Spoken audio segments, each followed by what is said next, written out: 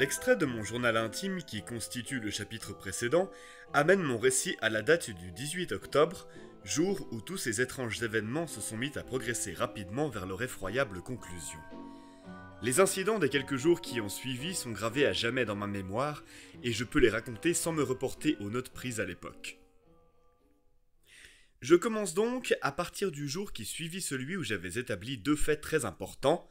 D'abord que Madame Laura Lyons de Coombe Tracey avait écrit à Sir Charles Baskerville et pris rendez-vous avec lui à l'heure et l'endroit même où il a trouvé la mort. Ensuite que l'homme qui se cache sur la lande se trouvait parmi les huttes de pierre sur le flanc de la colline. Avec ces deux faits en ma possession, je sentais qu'il me faudrait manquer d'intelligence ou de courage pour ne pas réussir à jeter quelques lumières nouvelles sur ces zones obscures. Je n'eus pas besoin de raconter au baronnet ce que j'avais appris sur Madame Lyons la veille au soir, car le docteur Mortimer resta jouer aux cartes avec lui jusqu'à une heure tardive. Mais au petit déjeuner, je l'informai de ma découverte et lui demandai s'il daignerait m'accompagner à Coombe Tracey. Il fut d'abord déterminé à venir, mais en y réfléchissant à deux fois, il nous sembla à tous deux que si j'y allais seul, les résultats seraient peut-être plus probants. Plus notre visite prendrait un caractère formel et moins nous obtiendrions d'informations. Je laissai donc Sir Henry, non sans quelques remords, et partis en voiture vers cette nouvelle mission. Lorsque j'atteignis Coombe Tracey, je demandais à Perkins de rentrer les chevaux et m'enquis de la dame que j'étais venu interroger. Je n'eus aucune difficulté à trouver sa demeure, centrale et bien située. Une bonne m'introduisit sans cérémonie, et quand j'entrai dans le salon, une femme assise devant une machine à écrire Remington bondit sur ses pieds avec un agréable sourire de bienvenue. Son visage s'assombrit toutefois lorsqu'elle s'aperçut que j'étais un inconnu, et elle se rassit avant de me demander l'objet de ma visite. La première impression que m'a laissée Madame Lyons fut son extrême beauté. Ses yeux et ses cheveux avaient la même belle teinte noisette, et ses joues, bien que légèrement parsemées de taches de rousseur, étaient colorées par cette exquise fraîcheur des brunes, cette teinte délicate qui se niche au cœur des roses. Je le répète, ma première réaction fut l'admiration. Mais la seconde fut négative. Il y avait sur ses traits quelque chose de subtilement faux, une certaine rudesse d'expression, une dureté dans le regard peut-être, ou une mollesse de ses lèvres qui gâtait sa beauté parfaite. Mais ce ne sont là, évidemment, que des réflexions ultérieures. À ce moment-là, j'avais simplement conscience d'être en présence d'une très belle femme me demandant les raisons de ma visite. Je n'avais pas, jusqu'à cet instant, mesuré à quel point ma mission était délicate. « J'ai le plaisir, dis-je, de connaître votre père. » C'était une introduction bien maladroite, et la dame me le fit savoir. « Il n'y a rien de commun entre mon père et moi, dit-elle. Je ne lui dois rien, et ses amis ne sont pas les miens. Sans le regretter Sir Charles Baskerville et quelques autres bonnes âmes, j'aurais pu mourir de faim tant mon père se souciait de moi. C'est à propos de feu Sir Charles Baskerville que je suis venu vous voir. Les taches de rousseur se firent plus nettes sur le visage de la dame. Que pourrais-je vous dire à son sujet ? Demanda-t-elle tandis que ses doigts tapotaient nerveusement les touches de la machine à écrire. Vous le connaissiez, n'est-ce pas ? J'ai déjà dit que je dois beaucoup à ses générosités. Si je peux subvenir à mes besoins, c'est largement grâce à l'intérêt qu'il a porté à mon infortunée situation. Correspondiez-vous avec lui ? La dame releva brusquement la tête, une lueur de colère dans ses yeux noisettes. Quel est le but de ces questions ? Demanda-t-elle abruptement. Le but est d'éviter un scandale public. Il est préférable que je les pose ici, plutôt que de laisser l'affaire échapper à notre contrôle. Elle demeurait silencieuse et son visage était très pâle. Finalement, elle me regarda avec un air d'insouciance et de défi. « Très bien, je vais répondre, dit-elle. Quelles sont vos questions ? Correspondiez-vous avec Sir Charles ? Je lui ai bien sûr écrit une lettre ou deux pour le remercier de sa délicatesse et de sa générosité. Avez-vous les dates de ces lettres ? Non. L'avez-vous jamais rencontré ? Oui, une ou deux fois lorsqu'il est venu à Coombe Tracey. C'était un homme très réservé qui préférait faire le bien avec discrétion. Mais si vous le voyiez et lui écriviez si rarement, comment en savait-il assez sur vos affaires pour pouvoir vous aider, comme vous dites qu'il le fit ? Elle répondit à mon objection avec un empressement extrême. Plusieurs messieurs connaissaient ma triste histoire et ils se sont unis pour m'aider. L'un d'eux était M. Stapleton, voisin et ami intime de Sir Charles. Il a été extrêmement gentil, et c'est par lui que Sir Charles a entendu parler de mes problèmes. Je savais déjà que Sir Charles avait utilisé Stapleton comme émissaire en plusieurs occasions, ce qui rendait plausible le récit de la dame. Avez-vous jamais écrit à Sir Charles pour lui demander de vous rencontrer ? Poursuivis-je. Le visage de Madame Lyons s'empourpra de nouveau sous le coup de la colère. Vraiment, monsieur, c'est une question très insolite. Je suis désolé, madame, mais je dois la répéter. Alors je répondrai certainement pas. Pas même le jour même de la mort de Sir Charles ? La rougeur disparut en un clin d'œil, et j'eus devant moi un visage cadavérique. Ses lèvres sèches ne parvinrent pas à prononcer le mot « non », que je vis plus que je ne l'entendis.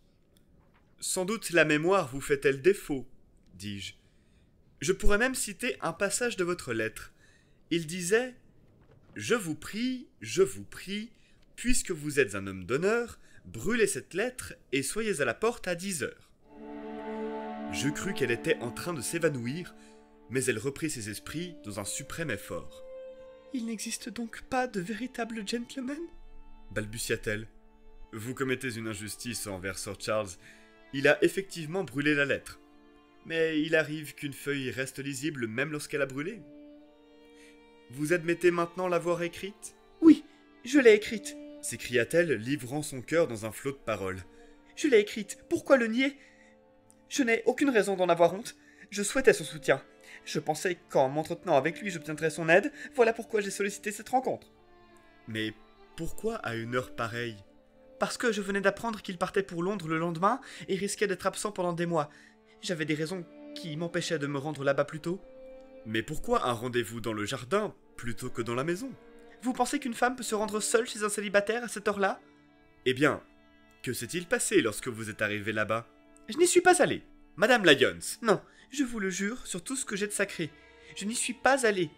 Quelque chose est arrivé qui m'en a empêché. »« De quoi s'agissait-il ? » ?»« Une affaire personnelle. Je ne peux vous le dire. » »« Vous reconnaissez donc que vous aviez fixé rendez-vous à Sir Charles à l'heure et à l'endroit précis où il a trouvé la mort, mais vous niez vous être rendu à ce rendez-vous. » »« C'est la vérité. » Je l'interrogeai encore et encore, mais sans parvenir à en savoir plus. « Madame Lyons, lui dis-je en me levant après ce long entretien peu concluant, vous prenez une très grande responsabilité et vous placez dans une position fâcheuse en ne racontant pas tout ce que vous savez. Si je dois avoir recours à la police, vous verrez à quel point vous êtes compromise. Si vous êtes innocente, pourquoi avez-vous d'abord nié avoir écrit à Sir Charles ce jour-là ? » ?»« Parce que je craignais que l'on en tire de fausses conclusions et que je risquais de me retrouver impliqué dans un scandale. » »« Et pourquoi avez-vous tant insisté pour que Sir Charles détruise la lettre ? » ?»« Si vous avez lu la lettre, vous devez le savoir. » »« Je n'ai pas dit que j'avais lu toute la lettre. Vous en avez cité un extrait. » »« J'ai mentionné le post-scriptum. La lettre, comme je l'ai dit, a brûlé, et elle n'était pas entièrement lisible. Je vous demande encore une fois pourquoi vous teniez tant à ce que Sir Charles détruise la lettre après l'avoir reçue le jour de sa mort. »« C'est une affaire tout à fait personnelle. » »« Raison de plus pour éviter une enquête sur la place publique. »« Je vais vous le dire dans ce cas.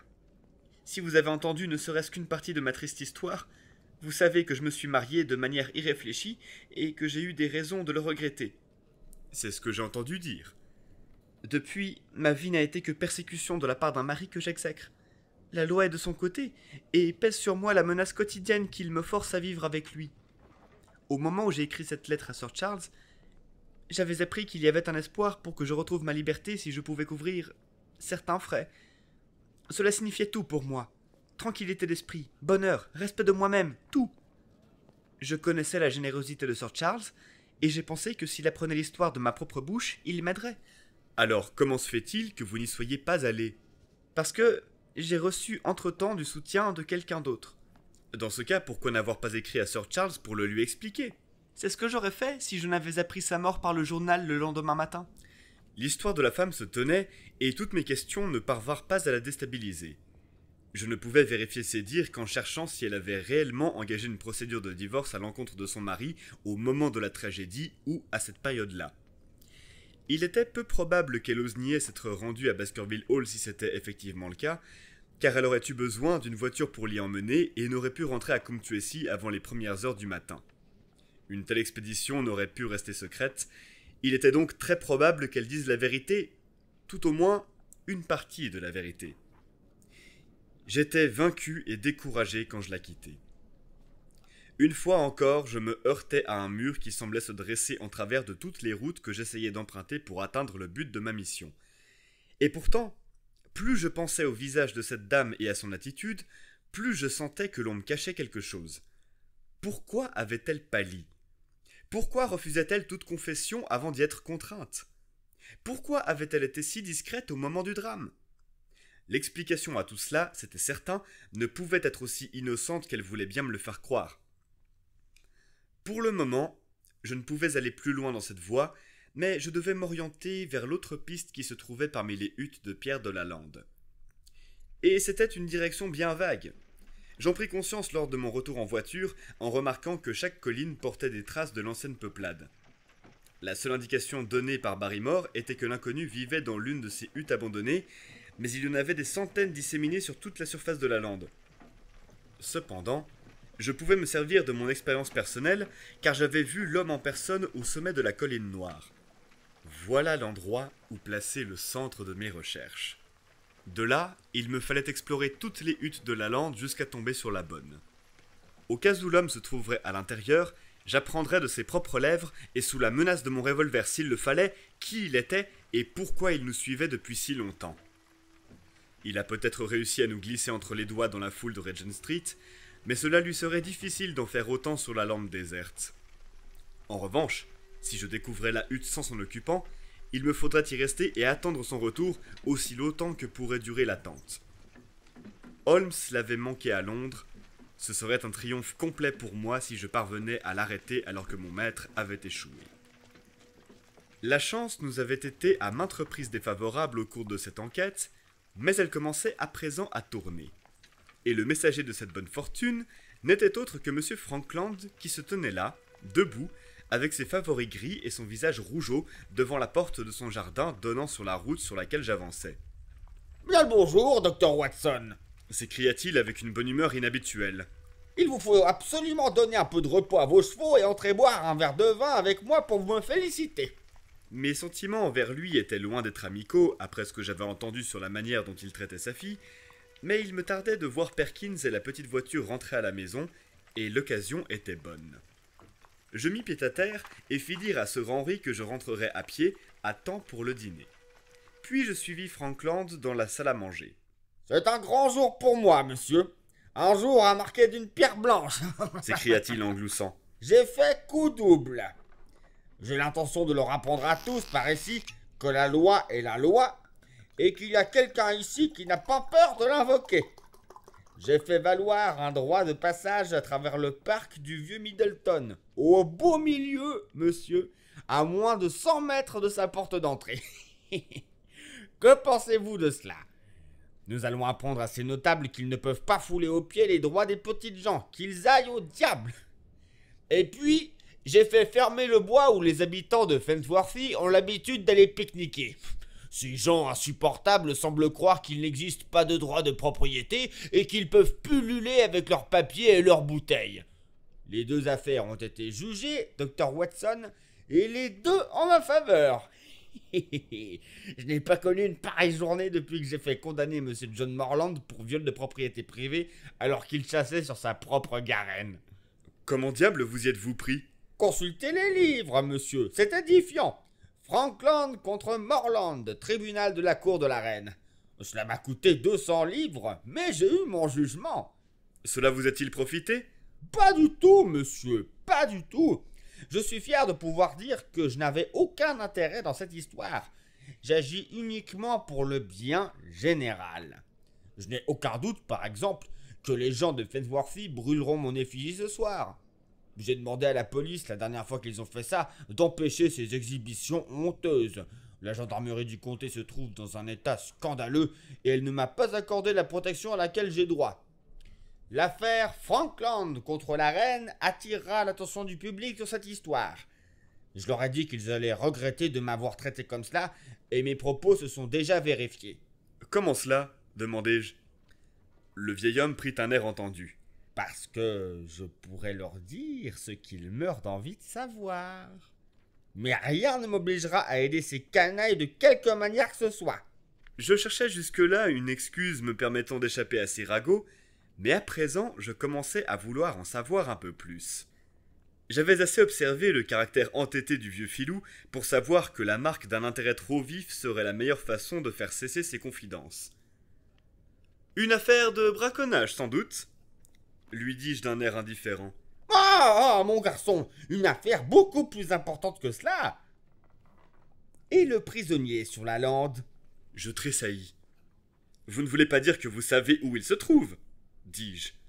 Je ne sais peut-être pas exactement où il est, mais je suis certain que je pourrais aider la police à mettre la main dessus. Il ne vous est jamais venu à l'esprit que le moyen d'attraper cet homme était de découvrir où il se procurait des vivres et de remonter de là jusqu'à lui? Il semblait se rapprocher dangereusement de la vérité. « Sans doute, dis-je. Mais comment savez-vous qu'il se trouve quelque part sur la lande ? » Je le sais parce que j'ai vu de mes propres yeux le messager lui porter à manger. J'eus un coup au cœur en songeant à Barrymore. Il n'était pas bon de se trouver sous l'emprise de ce fouineur mal intentionné. Mais la phrase suivante m'ôta un poids de la poitrine. Vous allez être surpris, mais c'est un enfant qui lui apporte sa nourriture. Du toit, je le vois tous les jours au télescope. Il emprunte le même sentier, à la même heure. Et qui peut-il aller voir, sinon le prisonnier? Ça, c'était vraiment de la chance. Et pourtant, je m'empêchais d'exprimer le moindre intérêt. Un enfant! Barrymore avait dit que notre inconnu était ravitaillé par un garçon. C'était sur sa piste et non sur celle du fugitif que Frankland était tombé. Si je pouvais lui tirer les vers du nez, cela m'épargnerait une traque longue et épuisante. Mais l'incrédulité et l'indifférence étaient évidemment mes meilleures cartes. Je dirais qu'il s'agit plus probablement du fils d'un berger qui apportait des vivres à son père. Au moindre signe de contradiction, le vieil autocrate s'enflammait. Il posa sur moi un regard malveillant et sa moustache grise se hérissa comme celle d'un chat en colère. « Vraiment, monsieur » dit-il en désignant du doigt la vaste étendue de la lande. « Vous voyez la colline noire là-bas? Bon. Vous voyez la petite butte couverte de ronces un peu plus loin? C'est l'endroit le plus rocailleux de toute la lande. Est-ce un endroit où un berger irait se poster? Votre hypothèse, monsieur, est complètement absurde. » Je répondis humblement que j'avais parlé sans connaître tous les faits. Ma soumission lui plut et l'incita à me faire plus de confidence. Soyez certain, monsieur, que je me suis forgé une opinion d'après d'excellentes raisons. J'ai vu le garçon maintes et maintes fois avec son petit baluchon. Chaque jour, et parfois 2 fois par jour, je suis parvenu à... Mais attendez un instant, Dr. Watson. Ai-je la berlue? Ou y a-t-il en ce moment même quelque chose qui bouge sur le flanc de la colline? C'était à plusieurs kilomètres de distance, mais je pouvais voir distinctement un petit point noir se détacher sur le terne fond vert et gris. « Venez, monsieur, venez » s'écria Frankland en se précipitant à l'étage. « Vous le verrez de vos propres yeux et jugerez par vous-même. » Le télescope, un énorme instrument monté sur un trépied, se trouvait sur le toit plat de la maison. Frankland y plaça son œil et poussa un cri de satisfaction. « Vite, Dr. Watson, vite, avant qu'il ne passe de l'autre côté de la colline !» Il était bien là, un petit garçon avec un baluchon à l'épaule qui escaladait péniblement la colline. Lorsqu'il atteignit le sommet, j'aperçus sa silhouette fruste, vêtue de haillons, se découper contre le ciel bleu durant un court instant. Il regarda tout autour de lui, d'un air furtif et inquiet, comme quelqu'un qui craignait d'être suivi. Puis il disparut derrière la colline. « Alors, ai-je raison ?» ?»« Certainement. Voilà un garçon qui paraît engagé dans une mission secrète. » Et l'objet de sa mission, même un gendarme du comté pourrait le deviner. Mais ils n'obtiendront rien de moi. Et je vous demande également de garder le secret, Dr. Watson. Pas un mot, vous comprenez? Comme vous le désirez. Ils m'ont traité d'une manière honteuse. Honteuse! Lorsque les faits seront connus dans l'affaire Frankland contre la reine, permettez-moi de penser qu'un frisson d'indignation parcourra le pays. Rien ne saurait me pousser à aider la police de quelque manière que ce soit. Pour ce qu'ils en ont à faire, que ce soit moi que ces canailles brûlent sur le bûcher plutôt que mon effigie. Vous n'allez pas tout de même partir maintenant. Vous allez m'aider à vider cette carafe en l'honneur de cette grande occasion. Mais je résistai à toutes les sollicitations et parvins à le dissuader de m'accompagner jusqu'à la maison comme il en avait l'intention. Je suivis la route tant qu'il pouvait me voir, puis coupai à travers la lande et me dirigeai vers la colline rocailleuse derrière laquelle avait disparu le garçon. Les choses tournaient en ma faveur, et je fis la promesse que ce ne serait pas par manque d'énergie ou de persévérance que je manquerais l'occasion placée sur mon chemin par la bonne fortune. Le soir tombait déjà lorsque j'atteignis le sommet de la colline, et les longues pentes en contrebas étaient toutes d'un vert doré sur un versant et d'un gris sombre sur l'autre. Le brouillard s'étendait jusqu'à l'horizon, d'où surgissaient les formes fantastiques des monts Believer et Vixen. Sur cette vaste étendue, il n'y avait pas un bruit, pas un mouvement. Seul un grand oiseau gris, goéland ou courlis, volait très haut dans le ciel bleu. Lui et moi semblions être les seuls êtres vivants entre l'immense voûte céleste et le désert. Le paysage désolé, le sentiment de solitude, le mystère et l'urgence de ma tâche, tout cela me glaça le sang. Le garçon restait invisible. Mais en bas, au-dessous de moi, dans un renfoncement des collines, quelques-unes de ces huttes anciennes formaient un cercle au centre duquel s'en trouvait une qui avait conservé suffisamment de sa toiture pour servir d'abri contre les intempéries. Mon cœur bondit quand je la vis. Ce devait être la tanière où se terrait l'inconnu. Je posai enfin le pied sur le seuil de sa cachette. Je tenais son secret. Comme j'approchais de la hutte, marchant aussi prudemment que le ferait Stapleton lorsque, son filet en l'air, il s'avance vers le papillon immobile, je m'assurai que l'endroit avait bien servi d'habitation. Un vague sentier à travers les rochers menait jusqu'à l'ouverture délabrée qui servait de porte. À l'intérieur, tout était silencieux. L'inconnu pouvait s'y dissimuler, ou bien errer sur la lande. J'avais les nerfs tendus par le frisson de l'aventure.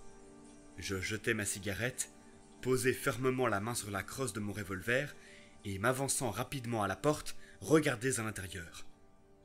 L'endroit était vide.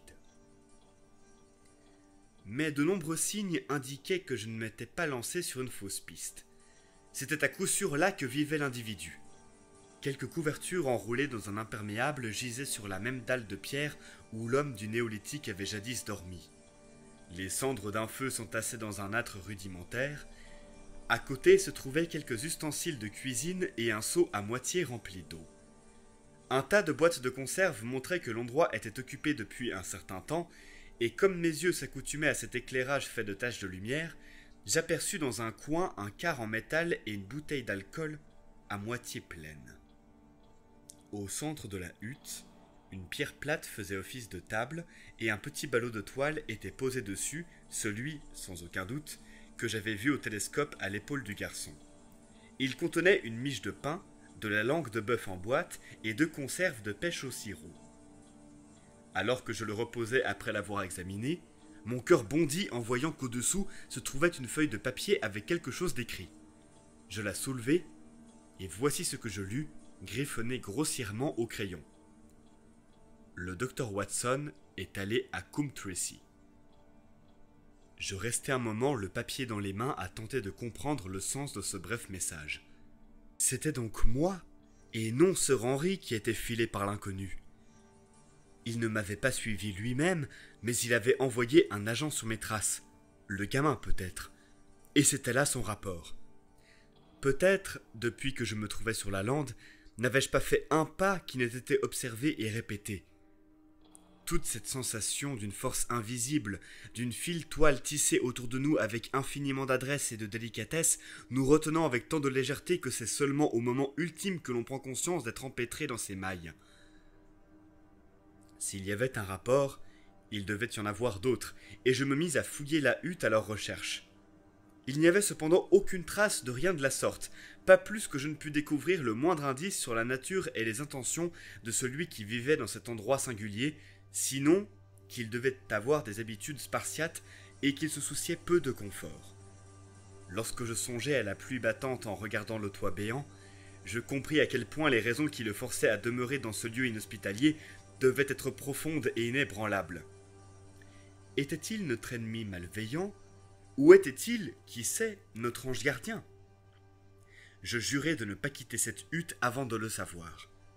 Au dehors, Le soleil était très bas et l'ouest flamboyait, pourpre et doré. Ses rayons se reflétaient en taches rougeoyantes dans les mares qui, au loin, parsèment le grand bourbier de Grimpen. Il y avait là les 2 tours de Baskerville Hall, et là une petite tache de fumée au loin indiquait le village de Grimpen. Entre les deux, derrière la colline, se trouvait la maison des Stapleton. Tout était doux, calme et paisible dans la lumière dorée du couchant, et pourtant, en contemplant tout cela, je n'avais pas l'esprit à partager la tranquillité de la nature, mais je tremblais devant le caractère vague et la terreur que m'inspirait cette entrevue qui se rapprochait à chaque instant. Les nerfs à vif, mais tout à fait déterminé, je m'assis au fond de la hutte dans l'obscurité et attendis avec une austère patience l'arrivée de son occupant. Et enfin, je l'entendis. De très loin me parvint le son clair d'une botte heurtant une pierre. Puis un autre, et encore un autre, de plus en plus près.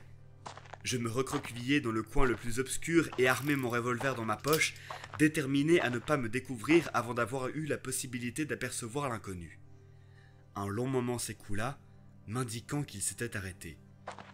Puis, de nouveau, les pas s'approchèrent et une ombre s'immobilisa devant l'ouverture de la hutte. « C'est une soirée délicieuse, mon cher Watson. » dit une voix bien connue. « Je pense vraiment que vous seriez plus à votre aise à l'extérieur que là-dedans. » Durant un instant, je demeurai le souffle coupé, n'en croyant pas mes oreilles. Puis mes sens et ma voix me revinrent, et mon cœur sembla instantanément soulagé du poids d'une responsabilité écrasante. Cette voix froide, incisive et ironique ne pouvait appartenir qu'à un seul homme au monde. « Holmes !» m'écriai-je. « Holmes !» « Sortez, » dit-il. « Et s'il vous plaît, faites attention avec votre revolver. » Je me baissai pour passer sous le linteau grossier et le découvris dehors assis sur une pierre, ses yeux gris dansant avec amusement en voyant mon visage stupéfait. Il était maigre et fatigué, mais lucide et alerte, son visage aigu hâlé par le soleil et endurci par le vent. Avec son costume de tweed et sa casquette de toile, il ressemblait à n'importe quel touriste sur la lande et avait trouvé le moyen, avec cet amour de la propreté qu'ont les chats et qui est l'une de ses caractéristiques, d'avoir le menton aussi lisse et son linge aussi propre que s'il eût été à Baker Street. « De toute ma vie, je n'ai été plus content de voir quelqu'un !» dis-je en lui serrant la main. « Ou plus étonné, hein ?» Ma foi, je dois le reconnaître. Oh, la surprise n'était pas totalement d'un seul côté, je vous l'assure. Je n'avais aucune idée que vous aviez découvert ma retraite temporaire, et encore moins que vous étiez à l'intérieur avant d'arriver à moins de 20 pas de cette porte. Mes empreintes, je suppose. Non, Watson. Je crains de ne savoir distinguer vos empreintes au milieu de toutes celles du monde. Si vous désirez sérieusement me voir faire fausse route, vous devrez changer de fournisseur pour votre tabac, car lorsque je vois le mégot d'une cigarette de la marque Bradley, Oxford Street, je sais que mon ami Watson est dans les parages. Vous le trouverez là-bas à côté du chemin. Vous l'avez probablement jeté au moment précis de pénétrer dans la hutte vide. Exactement. C'est ce que je pensais. Et connaissant votre admirable ténacité, j'étais certain que vous vous teniez en embuscade, une arme à portée de main attendant le retour de l'occupant. Ainsi vous avez pensé que j'étais le criminel ? Je ne savais pas qui vous étiez, mais j'étais déterminé à l'apprendre. Excellent, Watson. Et comment m'avez-vous repéré ? Vous m'avez vu peut-être la nuit de la traque du prisonnier lorsque je fus assez imprudent pour laisser la lune se lever dans mon dos ? Oui, je vous ai vu à ce moment-là. Et vous avez, nul doute, fouillé toutes les huttes avant d'arriver jusqu'à celle-ci ? Non, votre garçon avait été repéré et cela m'a guidé dans mes recherches. Le vieux monsieur du télescope, certainement. Et je n'ai pas compris ce que c'était la première fois que j'ai vu la lumière se refléter sur la lentille. Il se leva et jeta un coup d'œil dans la hutte. Ah ! Je vois que Cartwright nous a rapporté du ravitaillement. Qu'est-ce que ce papier ? Alors, vous êtes allé à Coombe Tracy, n'est-ce pas ? Oui. Voir Madame Laura Lyons ? Exactement. Bien joué. Nos recherches ont évidemment suivi des chemins parallèles, et lorsque nous réunirons nos résultats, je pense que nous saurons tout de cette affaire. Eh bien, je me réjouis du fond du cœur de votre présence, car le poids des responsabilités et le mystère commençaient vraiment à devenir trop lourds pour mes nerfs. Mais comment diable êtes-vous venu ici ? Et que faisiez-vous ? Je pensais que vous étiez à Baker Street en train de tirer au clair l'affaire de chantage. C'est ce que je voulais que vous croyiez. Alors vous vous servez de moi ? Et pourtant vous n'avez pas confiance en moi ? M'écriai-je avec quelque amertume. Je pense mériter mieux de votre part, Holmes. Mon cher ami, vous m'avez apporté une aide inestimable dans cette affaire comme dans beaucoup d'autres, et je vous prie de me pardonner si vous estimez que je vous joue à un tour. En vérité, c'est en partie pour votre propre sécurité que j'ai agi ainsi, et c'est en appréciant le danger que vous couriez que je me suis décidé à descendre pour examiner le problème par moi-même. Si j'étais resté avec Sir Henry et vous, il est évident que mon point de vue aurait été le même que le vôtre, et ma présence aurait prévenu nos très formidables adversaires de rester sur leur garde.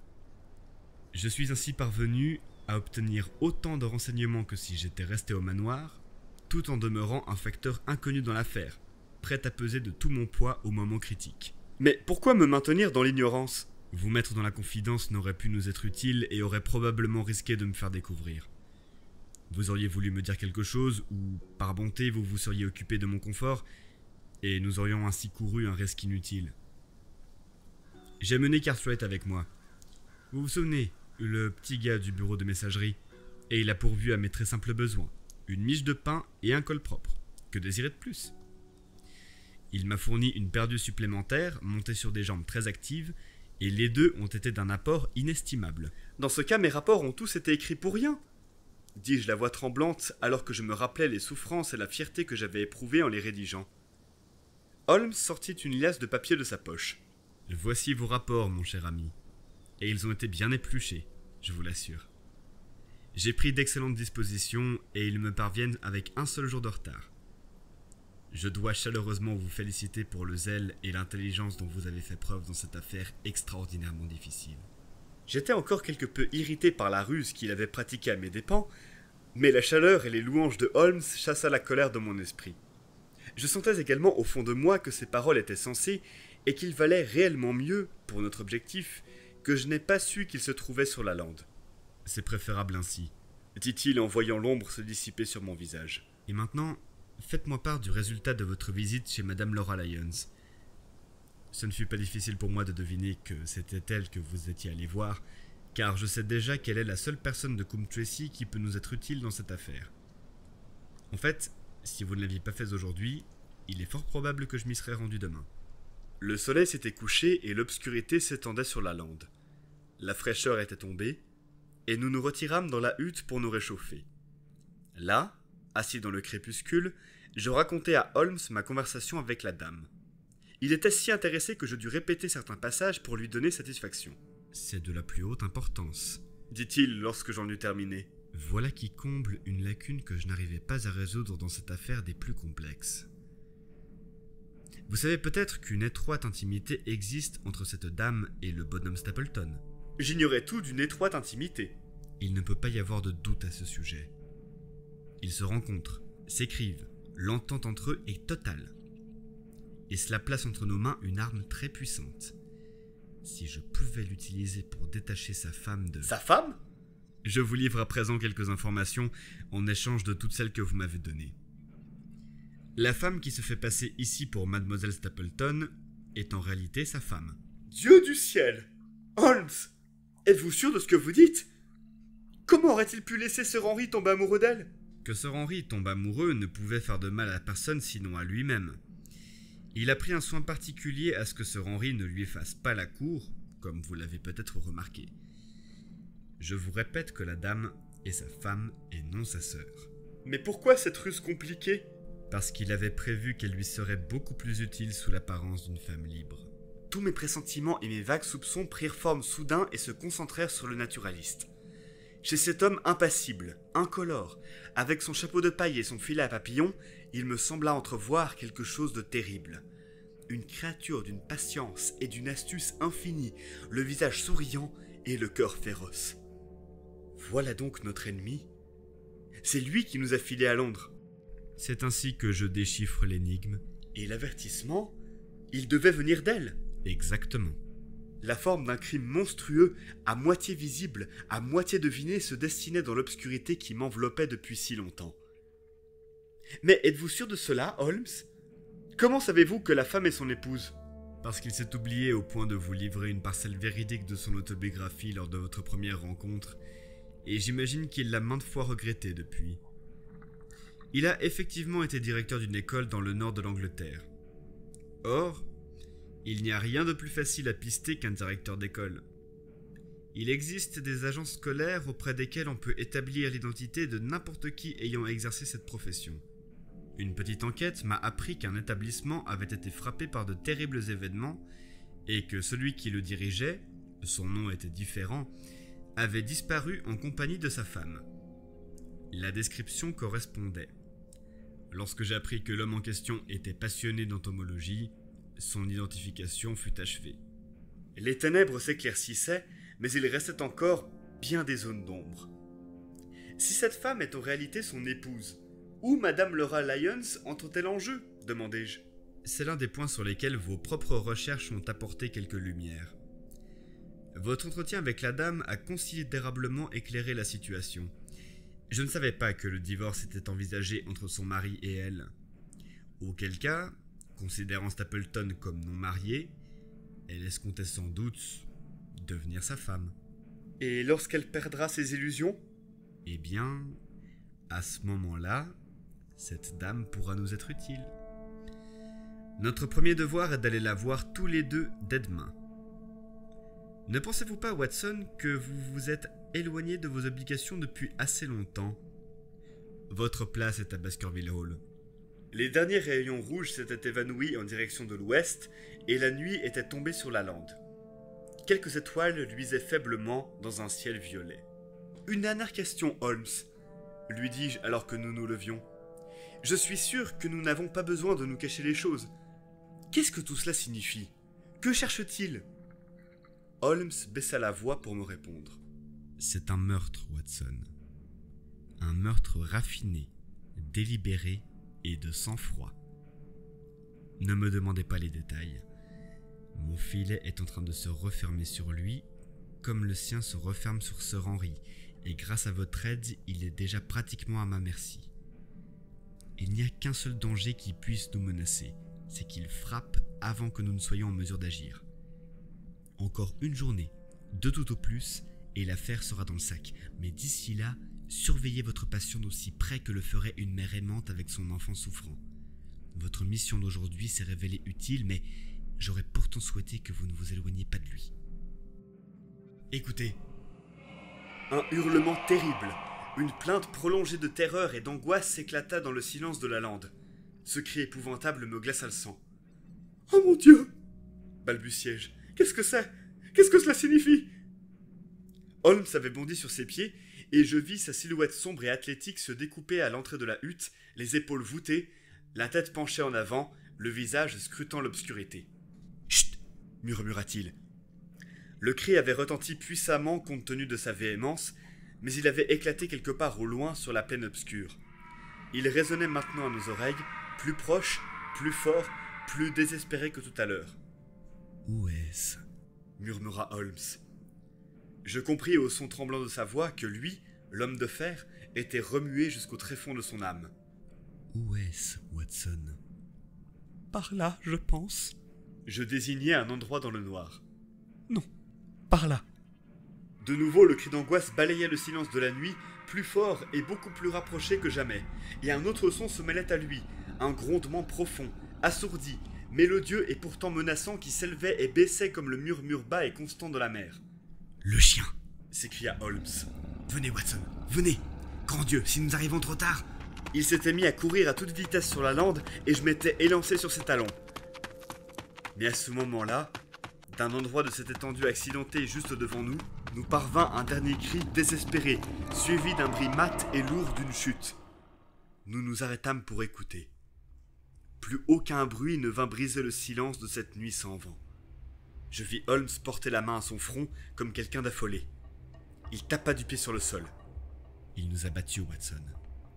Nous arrivons trop tard. »« Non, non, je suis sûr que non. » Quel idiot j'ai été d'attendre pour porter mon coup. Et vous, Watson, vous voyez le résultat lorsqu'on abandonne son poste. Mais par le ciel, si le pire est arrivé, nous le vengerons.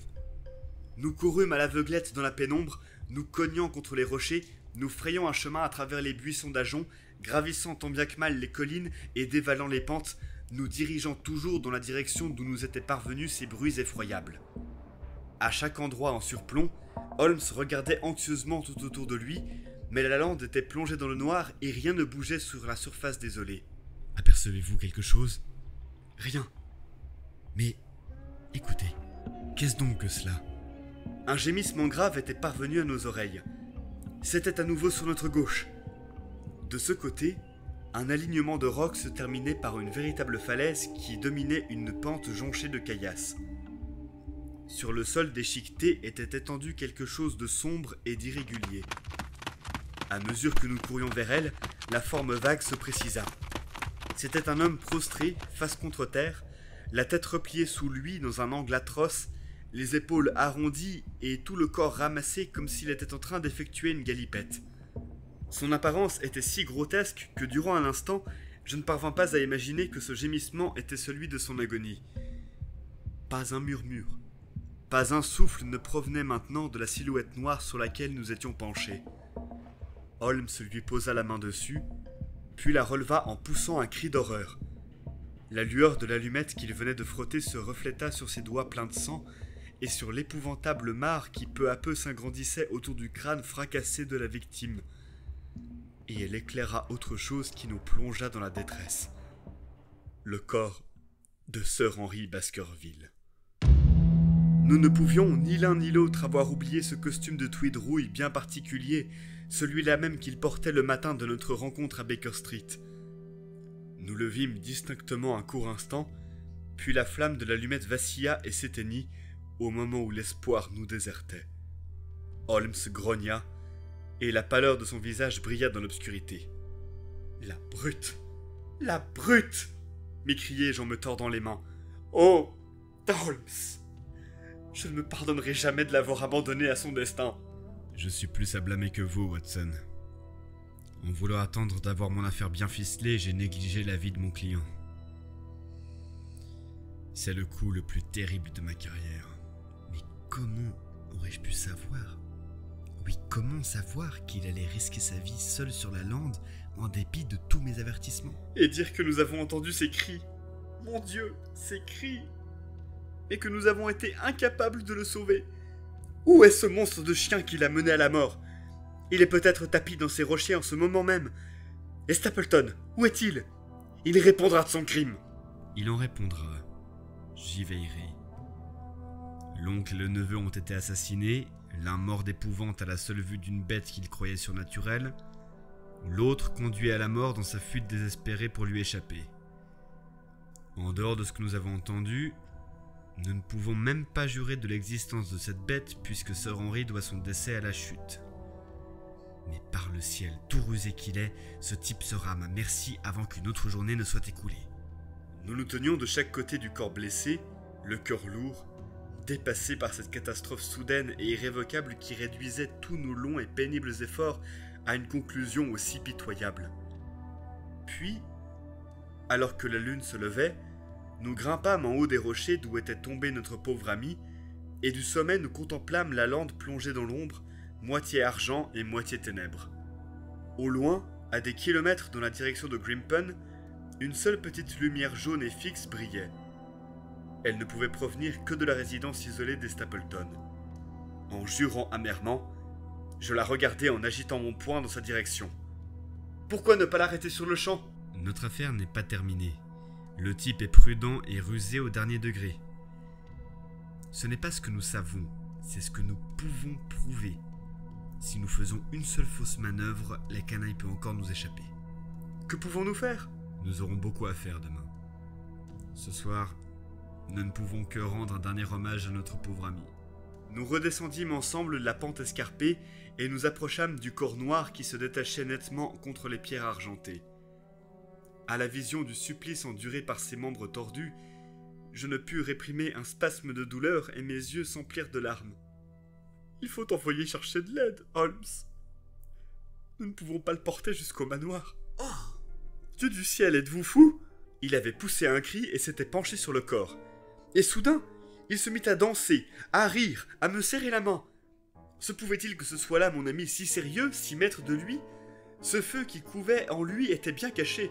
Une barbe! Une barbe! Il a une barbe! Une barbe? Ce n'est pas le baronnet. C'est... Mais oui, c'est mon voisin, le condamné. Avec une hâte fiévreuse, nous avions retourné le corps et sa barbe sanguinolente se dressa vers la lune froide et claire. Il ne pouvait y avoir de doute quant à ce front proéminent et à ses yeux très enfoncés et bestiaux. C'était bien le même visage que celui qui m'avait observé derrière le rocher à la lueur d'une bougie. Le visage de Selden, l'assassin. Alors, tout s'éclaircit en un instant. Je me souviens que le baronnet m'avait dit avoir donné son ancienne garde-robe à Barrymore. Barrymore l'avait passé à Selden pour l'assister dans sa fuite. Bottines, chemises, casquettes, tout provenait de Sir Henry. Le drame demeurait certes tragique, mais au moins cet homme avait-il mérité la mort selon les lois de son pays. Je racontai à Holmes toute l'histoire, le cœur débordant de gratitude et de joie. « Alors ce sont ces vêtements qui ont causé la mort de ce pauvre homme, dit-il. Il apparaît évident que l'on a placé sous le nez du chien un article appartenant à Sir Henry, la chaussure dérobée à l'hôtel selon toute probabilité, ce qui l'a par conséquent lancé sur la piste de cet homme. Il y a cependant un détail très singulier. Comment Selden dans l'obscurité a-t-il su qu'un chien était à ses trousses? Il l'aura entendu. Entendre un chien sur la lande ne suffit pas à pousser un homme endurci comme ce bagnard à un paroxysme de terreur tel qu'il prenne le risque de se faire reprendre en appelant à l'aide. D'après ses cris, il a dû courir longtemps après avoir compris que le chien était sur sa piste. Comment l'a-t-il su? Il y a quelque chose d'encore plus mystérieux pour moi. C'est pourquoi ce chien, en admettant que toutes nos suppositions soient correctes... Je ne suppose rien. Alors dans ce cas, pourquoi ce chien a-t-il été détaché ce soir? J'imagine qu'il n'est pas toujours en liberté sur la lande. Stapleton ne le lâcherait pas s'il n'avait pas quelque raison de penser que Sir Henry s'y trouverait. Mon interrogation est la plus extraordinaire des deux, car je pense que nous saurons sous peu expliquer la vôtre, alors que la mienne risque de demeurer à jamais un mystère. La question maintenant est de savoir ce que nous allons faire du corps de ce misérable. Nous ne pouvons pas le laisser ici à la merci des renards et des corbeaux. Je propose de le placer dans une hutte en attendant de pouvoir en informer la police. Tout à fait. Je ne doute pas qu'à nous deux nous parviendrons à le porter jusque-là. Tiens, Watson, qu'est-ce que c'est? C'est notre homme en personne.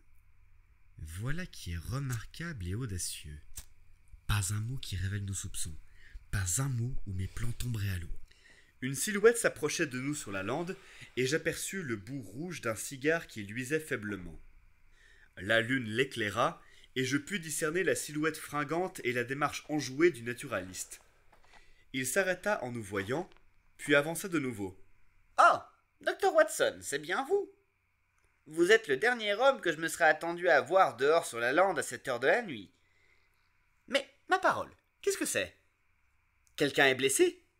Ne me dites pas que c'est notre ami Sir Henry. » Il passa en hâte à côté de moi et se pencha sur le défunt.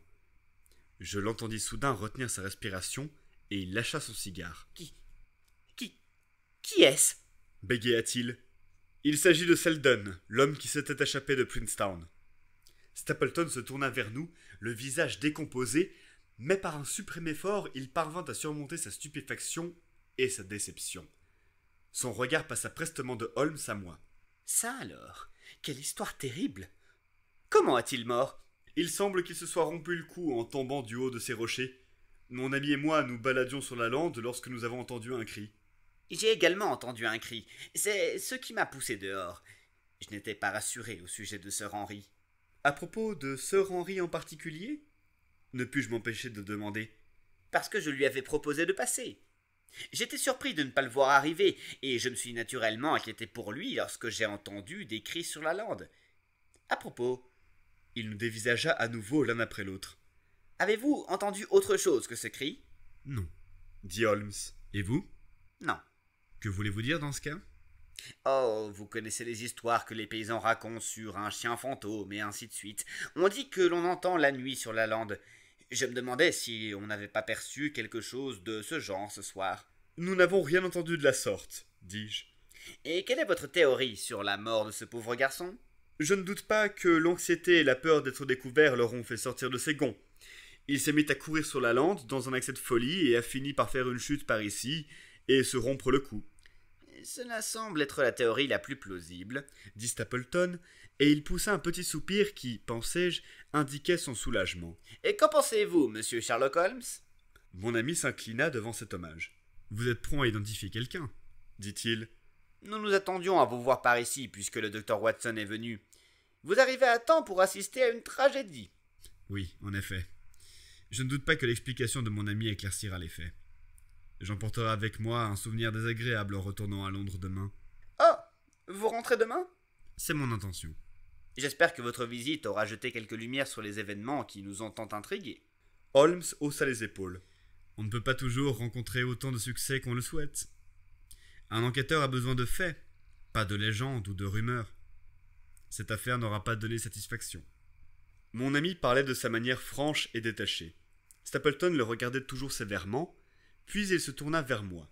Je proposerais bien que nous transportions ce pauvre garçon chez moi, mais cela procurerait une telle frayeur à ma sœur que je ne me sens pas autorisé à le faire. Je pense que si nous placions quelque chose sur son visage, il sera protégé jusqu'à demain matin. Et c'est ce que nous fîmes. Résistant à l'invitation de Stapleton, Holmes et moi partîmes en direction de Baskerville Hall, laissant le naturaliste rentrer tout seul. En nous retournant, nous vîmes sa silhouette avancer lentement sur l'immense lande, et derrière lui cette tache noire sur la pente argentée qui indiquait l'endroit où était étendu celui qui avait trouvé une mort aussi terrible. « Nous voilà enfin dans un corps à corps », dit Holmes tandis que nous marchions tous deux sur la lande. Quel nerf a cet homme! La manière dont il s'est repris après ce qui a dû être pour lui un vrai choc, lorsqu'il s'est aperçu que la victime de son stratagème n'était pas la bonne. Je vous ai dit à Londres, Watson, et je vous répète à présent que nous n'avons jamais rencontré d'adversaire plus digne de croiser notre lame. Je suis désolé qu'il vous ait vu. Moi aussi, au début. Mais il n'y avait pas moyen d'y échapper.